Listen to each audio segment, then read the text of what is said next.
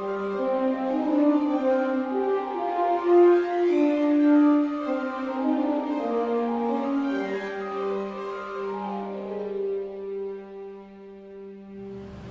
back for Chapter 17 of Harry Potter and the Sorcerer's Stone. Looks like our stunning conclusion is about to happen. Chapter 17, The Man with Two Faces. It was Quirrell. "You!" gasped Harry. Quirrell smiled. His face wasn't twitching at all. "Me," he said calmly. "I wondered whether I'd be meeting you here, Potter. But I thought Snape." "Severus," Quirrell laughed. And it wasn't his usual quivering treble either, but a cold and sharp laugh. Yes, Severus does seem the type, doesn't he? So useful to have him swooping around like an overgrown bat. Next to him, who would suspect poor stuttering Professor Quirrell? Harry couldn't take it in. This couldn't be true, could it? But Snape tried to kill me. No. I tried to kill you. Your friend, Miss Granger, accidentally knocked me over as she rushed to set fire to Snape at that Quidditch match. She broke my eye contact with you. Another few seconds, and I'd have gotten you off that broom. I'd have managed it before then if Snape hadn't been muttering a counter curse trying to save you." "Snape was trying to save me?" "Of course," said Quirrell coolly. "Why do you think he wanted to referee your next match? He was trying to make sure I didn't do it again. Funny, really. He needn't have bothered. I couldn't do anything with Dumbledore watching. All the other teachers thought Snape was trying to stop Gryffindor winning. He did make himself unpopular. And what a waste of time when, after all that, I'm going to kill you tonight." Quirrell snapped his fingers. Ropes sprang out of thin air and wrapped themselves tightly around Harry. "You're too nosy to live, Potter, scurrying around the school at Halloween like that. For all I knew, you'd see me coming to look at what was guarding the stone." "You let the troll in?" "Certainly. I have a special gift with trolls. You must have seen what I did to that one in the chamber back there. Unfortunately, while everyone else was running around looking for it, Snape, who already suspected me, went straight to the third floor to head me off. And not only did my troll fail to beat you to death, that three-headed dog didn't even manage to bite Snape's leg off properly. Now wait quietly, Potter. I need to examine this interesting mirror." It was only then that Harry realized what was standing behind Quirrell. It was the mirror of Erised. "This mirror is the key to finding the stone," Quirrell murmured, tapping his way around the frame. "Trust Dumbledore to come up with something like this, but he's in London. I'll be far away by the time he gets back."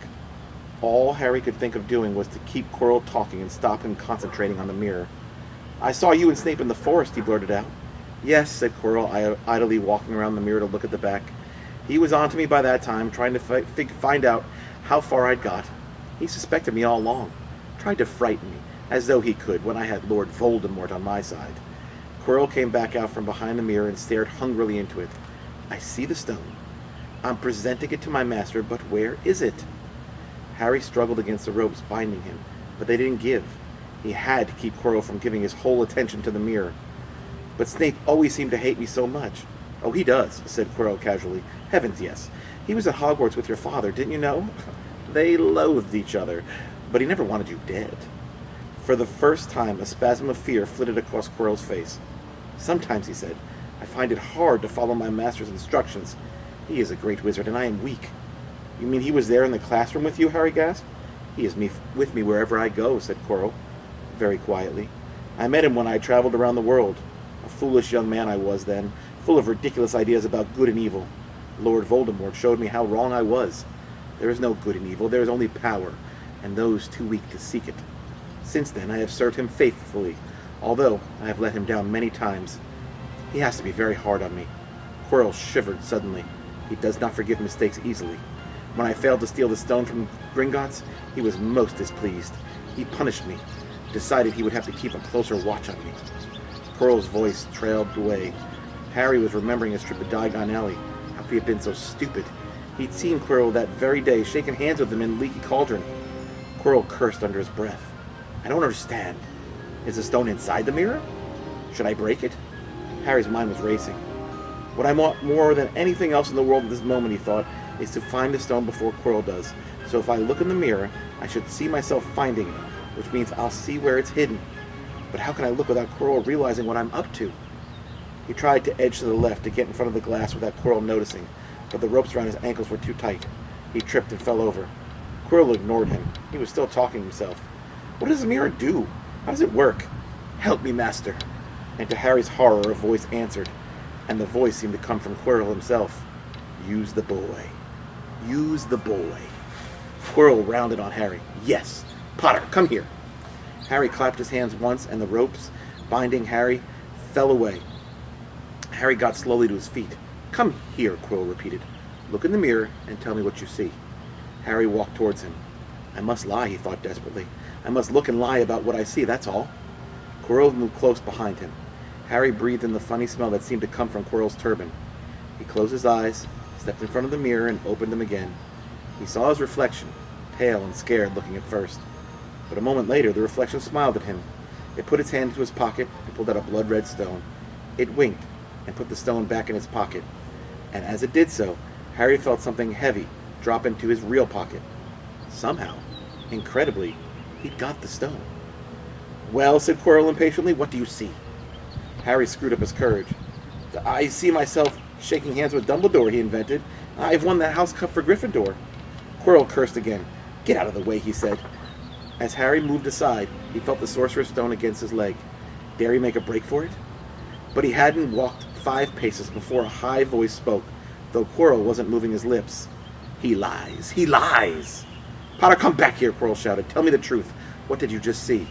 The high voice spoke again. Let me speak to him, face to face. Master, you are not strong enough. I have strength enough for this. Harry felt as if Devil's Snare was rooting him to the spot.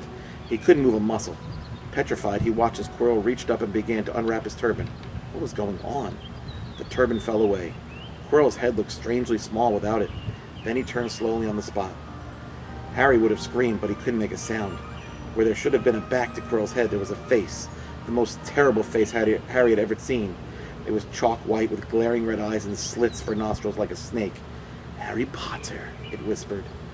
Harry tried to take a step backwards, but his legs wouldn't move. See what I have become, the face said. Mere shadow and vapor. I have form only when I can share another's body, but there have always been those willing to let me into their hearts and minds. Unicorn blood has strengthened me these past weeks. You saw faithful Quirrell drinking it for me in the forest, and once I have the elixir of life, I will be able to create a body of my own. Now, why don't you give me that stone in your pocket? So he knew. The feeling suddenly surged back to Harry's legs. He stumbled backwards. Don't be a fool, snarled the face. Better save your own life and join me, or you'll meet the same end as your parents. They died begging me for mercy. Liar, Harry shouted suddenly. Quirrell was walking backwards at him, so that Voldemort could still see him. The evil face was now smiling. How touching, it hissed. I always value bravery. Yes, boy, your parents were brave. I killed your father first, and he put up a courageous fight. But your mother need not have died. She was trying to protect you. Now give me the stone, unless you want her to have died in vain. Never! Harry sprang towards the flame door, but Voldemort screamed, Seize him! And the next second Harry felt Quirrell's hand close on his wrist. At once, a needle-sharp pain seared across Harry's scar. His head felt as though it was about to split in two. He yelled, struggling with all his might, and to his surprise, Quirrell let go of him. The pain in his head lessened, and he looked around wildly to see where Quirrell had gone, and saw him, hunched in pain, looking at his fingers. They were blistering before his eyes. Seize him! Seize him! Shrieked Voldemort again, and Quirrell lunged, knocking Harry clean off his feet and landing on top of him, both hands around Harry's neck. Harry's scar was almost blinding him with pain, yet he could see Quirrell howling in agony. Master, I cannot hold him! My hands! My hands! And Quirrell, though pinning Harry to the ground with his knees, let go of his neck and stared bewildered at his own palms. Harry could see they looked burnt, raw, red, and shiny. Then kill him, fool, and be done, screeched Voldemort. Quirrell raised his hands to perform a deadly curse, but Harry, by instinct, reached up and grabbed Quirrell's face. Ah! Quirrell rolled off him, his face blistering too, and then Harry knew. Quirrell couldn't touch his bare skin, not without suffering terrible pain. His only chance was to keep hold of Quirrell, to keep him enough pain to stop him from doing a curse. Harry jumped to his feet, caught Quirrell by the arm, and hung on as tight as he could. Quirrell screamed and tried to throw Harry off. The pain in Harry's head was building. He couldn't see. He could only hear Quirrell's terrible shrieks and Voldemort's yells of "Kill him! Kill him!" and other voices, maybe in Harry's own head, crying, "Harry! Harry!" He felt Quirrell's arm wrenched from his grasp, knew all was lost, and fell into a blackness. Down, down, down. Something gold was glinting just above him. The Snitch! He tried to catch it, but his arms were too heavy. He blinked. It wasn't the Snitch at all. It was a pair of glasses. How strange. He blinked again. The smiling face of Albus Dumbledore swam into view above him. "Good afternoon, Harry," said Dumbledore. Harry stared at him, and then he remembered. "Sir, the stone! It was Quirrell. He's got the stone. Sir, quick!" "Calm yourself, dear boy. You are a little behind the times," said Dumbledore. "Quirrell does not have the stone." "Then who does, sir?" "Harry, please relax, or Madame Pomfrey will have me thrown out." Harry swallowed and looked around him. He realized he must be in the hospital wing. He was lying in a bed with white linen sheets, and next to him was a table piled high with what looked like half the sweet shop. "Tokens from your friends and admirers," said Dumbledore, beaming. "What happened down in the dungeons between you and Professor Quirrell is a complete secret, so naturally the school totally all knows. I believe your friends, Misters Fred and George Weasley, were responsible for trying to send you a lavatory seat. No doubt they thought it would amuse you. Madame Pomfrey, however, felt it might not be very hygienic, and she confiscated it. How long have I been here?" 3 days. Mr. Ronald Weasley and Miss Granger will be most relieved that you have come round. They have been extremely worried. But, sir, the stone, I see you are not to be distracted. Very well. The stone. Professor Quirrell did not manage to take it from you. I arrived in time to prevent that, although you were doing very well on your own, I must say. You got there? You got Hermione's owl? We must have crossed in midair. No sooner had I reached London than it became clear to me that the place I should be was the one I had just left. I arrived just in time to pull Quirrell off of me. It was you. I feared I might be too late. You nearly were. I couldn't have kept him off the stone much longer. Not the stone, boy, you. The effort involved nearly killed you. For one terrible moment, I was afraid it had. As for the stone, it has been destroyed." "Destroyed?" said Harry blankly. "But your friend, Nicholas Flamel." "Oh, you know Nicholas," said Dumbledore, sounding quite delighted. "You did do the thing properly, didn't you? Well, Nicholas and I have had a little chat and agreed it's all for the best." "But that means he and his wife will die, won't they? They have enough elixir stored to set their affairs in order, and then, yes, they will die." Dumbledore smiled at the look of amazement on Harry's face. "To one as young as you, I'm sure it seems incredible. But to Nicholas and Purnell, it really is like going to bed after a very, very long day. After all, to the well-organized mind, death is but the next great adventure. You know, the stone was really not such a wonderful thing. As much money in life as you could want, the two things most human beings would choose above all. The trouble is, humans do have a knack for choosing precisely those things which are worse for them." Harry lay there, lost for words, and Dumbledore hummed a little and smiled at the ceiling. "Sir," said Harry, "I've been thinking. Sir, even if the stone's gone, you know who. Call him Voldemort, Harry. Always use the proper name for things. Fear of a name increases fear of the thing itself." "Yes, sir. Well, Voldemort's going to try other ways of coming back, isn't he? He hasn't gone, has he?" "No, Harry, he has not. He is still out there somewhere, perhaps looking for another body to share. Not being truly alive, he cannot be killed. He left Quirrell to die. He shows just as little mercy to his followers as his enemies. Nevertheless, Harry, while you may only have delayed his return to power, it will merely take someone else who is prepared to fight what seems a losing battle next time. And if he is delayed again, and again, why, he may never return to power." Harry nodded, but stopped quickly because it made his head hurt. Then he said, "Sir, there are some other things I'd like to know. If you could tell me about, things I want to know the truth about." "The truth," Dumbledore sighed. "It is a beautiful and terrible thing, and should therefore be treated with great caution. However, I shall answer your questions unless I have a very good reason not to, in which case I beg you forgive me. I shall not, of course, lie." "Well, Voldemort said that he only killed my mother because she tried to stop him from killing me. But why would he want to kill me in the first place?" Dumbledore sighed very deeply this time. "Alas, the first thing you ask me I cannot tell you. Not today. Not now. You will know one day. Put it from your mind for now, Harry. When you are older, I know you hate to hear this. When you are ready, you will know." And Harry knew it would be no good to argue. "But why couldn't Quirrell touch me? Your mother died to save you. If there is one thing Voldemort cannot understand, it is love. He didn't realize that love is as powerful as your mother's for you as leaves its own mark. Not a scar, no visible sign. To have been loved so deeply, even though the person who loved us is gone, it will give us some protection forever. It is in your very skin.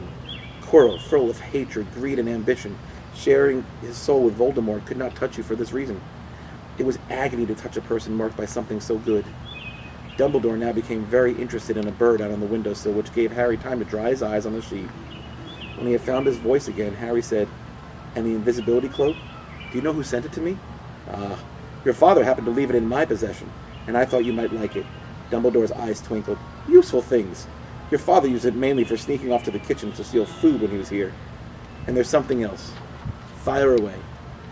Quirrell said Snape. "Professor Snape, Harry." Yes, him.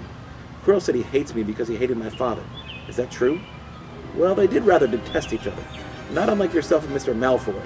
And then your father did something Snape could never forgive." "What?" "He saved his life." "What?" "Yes," said Dumbledore dreamily. "Funny the way people's minds work, isn't it? Professor Snape couldn't bear being in your father's debt. I do believe he worked so hard to protect you this year because he felt that would make him and your father quits. Then he can go back to hating your father's memory in peace." Harry tried to understand this, but it made his head pound, so he stopped. "And sir, there's just one more thing." "Just the one?" "How did I get the stone out of the mirror?" "Ah, now I'm glad you asked me that. It was one of my more brilliant ideas, and between you and me, that's saying something. You see, only one who wanted to find the stone, find it, but not use it, would be able to get it. Otherwise, they'd just see themselves making gold or drinking elixir of life. My brain surprises even me sometimes. Now, if enough questions, I suggest you start on the sweets. Bertie Bott's every flavor beans. I was unfortunate enough in my youth to come across a vomit-flavored one, and since then, I'm afraid I've lost my liking for them. But I do think I'll be safe with a nice toffee, don't you?" He smiled and popped the golden brown bean into his mouth. Then he choked and said, "Oh, alas, earwax." Madame Pomfrey, the matron, was a nice woman, but very strict. "Just 5 minutes," Harry pleaded. "Absolutely not." "You let Professor Dumbledore in?" "Well, of course, that was the headmaster. Quite different. You need rest." "I am resting. Look, lying down and everything." "Oh, go on, Madame Pomfrey." "Oh, very well," she said, "but 5 minutes only." And she let Ron and Hermione in.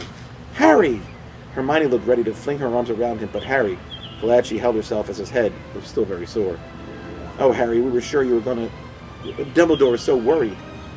"The whole school's talking about it," said Ron. "What really happened?" It was one of those rare occasions when the true story, is even more strange and exciting than the wild rumors. Harry told them everything. Quirrell, the mirror, the stone, Voldemort. Ron and Hermione were a very good audience. They gasped in all the right places, and when Harry told them it was under Quirrell's turban, Hermione screamed out loud. "So the stone's gone," said Ron. "Finally? Flamel's just going to die?" "That's what I said. But Dumbledore thinks that... What was it? To the well-organized mind, death is but the next great adventure." "I always said he was off his rocker," said Ron, looking quite impressed at how mad his hero was. "So what happened to you two?" said Harry. "Well, I got back all right," said Hermione. "I brought Ron round, and that took a while, and we were dashing up to the Owlery to contact Dumbledore when we met him in the entrance hall. He already knew. He just said, 'Harry's gone after him, hasn't he?' and hurtled off to the 3rd floor. "Do you think he meant you to do it?" said Ron, "sending you your father's cloak and everything?" "Well," Hermione exploded, "if he did, I mean to say, that's terrible. You could have been killed." "No, it isn't," said Harry thoughtfully. "He's a funny man, Dumbledore. I think he sort of wanted to give me a chance. I think he knows more or less everything that goes on here, you know. I reckon he had a pretty good idea we were going to try, and instead of stopping us, he just taught us enough to help. I don't think it was an accident he let me find out how the mirror worked. It's almost like he thought I had the right to face Voldemort if I could." "Yeah, Dumbledore's barking all right," said Ron proudly. "Listen, you got to be up for the end of the year feast tomorrow. The points are all in, and Slytherin won, of course. You missed the last Quidditch match. We were steamrolled by Ravenclaw without you. But the food will be good." At that moment, Madame Pomfrey bustled over. "You've had nearly 15 minutes, now out," she said firmly. After a good night's sleep, Harry felt nearly back to normal. "I want to go to the feast," he told Madame Pomfrey, and she straightened his many sweet boxes. "I can't I?" "Professor Dumbledore says you are to be allowed to go," she said stiffly, although, in her opinion, Professor Dumbledore didn't realize how risky feasts could be. "And you have another visitor." "Oh, good," said Harry. "Who is it?" Hagrid sidled through the door as he spoke. As usual, when he was indoors, Hagrid looked too big to be allowed. He sat down next to Harry, took one look at him, and burst into tears. "It's all me ruddy fault," he sobbed, his face in his hands. "I told the evil git how to get past Fluffy. I told him. It was the only thing he didn't know, and I told him. You could have died. All for a dragon egg. I'll never drink again. I should have been chucked out of and made to live as a muggle. Hagrid, said Harry, shocked to see Hagrid shaking with grief and remorse, great tears leaking down onto his beard. Hagrid, he found out somehow. This is Voldemort we're talking about. He'd have found out even if you hadn't told him. You could have died, sobbed Hagrid. And don't say the name. Voldemort, Harry bellowed, and Hagrid was so shocked he stopped crying. I've met him, and I'm calling him by his name. Please cheer up, Hagrid. We saved the stone. It's gone. He can't use it. Have a chocolate frog. I've got loads. Hagrid wiped his nose on the back of his hand and said, That reminds me. I got you a present. It's not a stoat sandwich, is it? Said Harry anxiously, and at last Hagrid gave a weak chuckle. Nah, Dumbledore gave me the day off yesterday to fix it. Of course, he should have sacked me instead. Anyway, I got you this. It seemed to be a handsome, leather-covered book. Harry opened it curiously. It was full of wizard photographs. Smiling and waving at him from every page were his mother and father. Sent owls off to all your parents' old-school friends asking for photos. Knew you didn't have any. Do you like it? Harry couldn't speak, but Hagrid understood. Harry made his way down to the end of your feast alone that night. He hadn't been held up by Madame Pomfrey's fussing about, insisting on giving him one last checkup, so the Great Hall was already full. It was decked out in all the Slytherin colors of green and silver to celebrate Slytherin's winning the House Cup for the 7th year in a row. A huge banner showing the Slytherin serpent covered the wall behind the high table. When Harry walked in, there was a sudden hush, and then everybody started talking loudly at once. He slipped into a seat between Ron and Hermione at the Gryffindor table and tried to ignore the fact that people were standing up to look at him. Fortunately, Dumbledore arrived moments later. The babble died away. Another year gone, Dumbledore said cheerfully, and I must trouble you with an old man's wheezing waffle before we sink our teeth into our delicious feast. What a year it has been. Hopefully our heads are all a little fuller than they were. You have a whole summer ahead to get them nice and empty before next year starts. Now, as I understand it, the House Cup here needs awarding, and the points stand thus. In 4th place, Gryffindor with 312 points. In 3rd, Hufflepuff with 352. Ravenclaw have 426. And Slytherin, 472. A storm of cheering and stamping broke out from the Slytherin table. Harry could see Draco Malfoy banging his goblet on the table. It was a sickening sight. Yes, well done, Slytherin, said Dumbledore. However, recent events have been taken into account. The room went very still. The Slytherin smiles faded a little. Ahem, said Dumbledore. I have a few last-minute points to dish out. Let me see, yes. First, to Mr. Ronald Weasley. Ron went purple in the face. He looked like a radish with a bad sunburn. For the best-played game of chess Hogwarts has seen in many years, I award Gryffindor House 50 points. Gryffindor cheers nearly raised the bewitched ceiling. The stars overhead seemed to quiver. Percy could be heard telling the other prefects, My brother, you know, my youngest brother, got past McGonagall's chess set. At last there was silence again. Second, to Miss Hermione Granger, for the use of cool logic in the face of fire, I award Gryffindor House 50 points. Hermione buried her face in her hands. Harry strongly suspected she had burst into tears. Gryffindors up and down the table were beside themselves. They were 100 points up. Third, to Mr. Harry Potter, said Dumbledore. The room went deadly quiet. For pure nerve and outstanding courage, I award Gryffindor House 60 points. The din was deafening. Those who could add up while yelling themselves hoarse knew that Gryffindor now had 472 points, exactly the same as Slytherin. They had drawn for the House Cup. If only Dumbledore had given Harry just one more point. Dumbledore raised his hands. The room gradually fell silent. There are all kinds of courage, said Dumbledore, smiling. It takes a great deal of bravery to stand up to our enemies, but just as much to stand up to our friends. I therefore award 10 points to Mr. Neville Longbottom. Someone standing outside the Great Hall might have well thought that some sort of explosion had taken place. So loud was the noise that erupted from the Gryffindor table. Harry, Ron, and Hermione stood up to yell and cheer as Neville, white with shock, disappeared under a pile of people hugging him. He had never won so much as a point for Gryffindor before. Harry, still cheering, nudged Ron in the ribs and pointed at Malfoy, who couldn't have looked more stunned and horrified if he had just had the body bind curse put on him. Which means, Dumbledore called over the storm of applause, for even Ravenclaw and Hufflepuff were celebrating the downfall of Slytherin, we need a little change of decoration. He clapped his hands. In an instant, the green hangings became scarlet and the silver became gold. The huge Slytherin serpent vanished and a towering Gryffindor lion took its place. Snape was shaking Professor McGonagall's hand with a horrible forced smile. He caught Harry's eye, and Harry knew at once that Snape's feelings towards him hadn't changed one jot. That didn't worry Harry. It seemed as though life would be back to normal next year, or as normal as it ever was at Hogwarts. It was the best evening of Harry's life, better than winning a Quidditch, or Christmas, or knocking out mountain trolls. He would never, ever forget tonight. Harry had almost forgotten that exam results were still to come, but come they did. To their great surprise, both he and Ron passed with good marks. Hermione, of course, came up top of the year. Even Neville scraped through, though his good herbology mark making up for his abysmal potions one. They had hoped that Goyle, who was almost as stupid as he was mean, might be thrown out, but he had passed too. It was a shame, but as Ron said, you couldn't have everything in life. And suddenly their wardrobes were empty, their trunks were packed. Neville's toad was found lurking in a corner of the toilets. Notes were handed out to all the students, warning them not to use magic over the holidays. I always hope they'll forget to give us these, said Fred Weasley sadly. Hagrid was there to take them to the fleet of boats that sailed across the lake.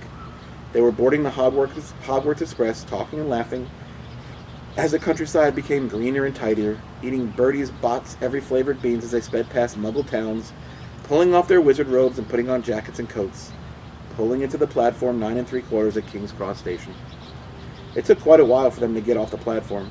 A wizened old guard was up to the ticket barrier, letting them go through the gates in 2s and 3s so they didn't attract attention by all bursting out of a solid wall all at once and alarming the Muggles. You must come and stay this summer, said Ron. Both of you. I'll send an owl. Thanks, said Harry. I'll need something to look forward to. People jostled them as they moved forwards towards the gateway back to the Muggle world. Some of them called, Bye, Harry. See you, Potter. Still famous, said Ron, grinning at him. Not where I'm going, I promise you, said Harry. He, Ron, and Hermione passed through the gateway together. There he is, Mum. There he is, look. It was Ginny Weasley, Ron's younger sister. But she wasn't pointing at Ron. Harry Potter, she squealed. Look, Mum, I can see. Be quiet, Ginny. It's rude to point. Mrs. Weasley smiled at them. Busy year, she said. Yes, said Harry. Thanks for the fudge and for the jumper, Mrs. Weasley. Oh, it was nothing, dear. Ready, are you? It was Uncle Vernon, still purple-faced, still mustached, still looking furious at the nerve of Harry carrying an owl in a cage in a station full of ordinary people. Behind him stood Aunt Petunia and Dudley, looking terrified at the very sight of Harry. You must be Harry's family, said Mrs. Weasley. In a manner of speaking, said Uncle Vernon. Hurry up, boy, we haven't got all day. He walked away. Harry hung back for a last word with Ron and Hermione. See you over the summer, then. Hope you have a good holiday, said Hermione, looking uncertainly after Uncle Vernon, shocked that anyone could be so unpleasant. Oh, I will, said Harry, and they were surprised at the grin that was spreading over his face. They don't know we're not allowed to use magic at home. I'm going to have a lot of fun with Dudley this summer. And that's the end of Harry Potter and the Sorcerer's Stone. I'm glad you had time to read with me, and I hope you're being safe, and we'll see you on the next book. So long.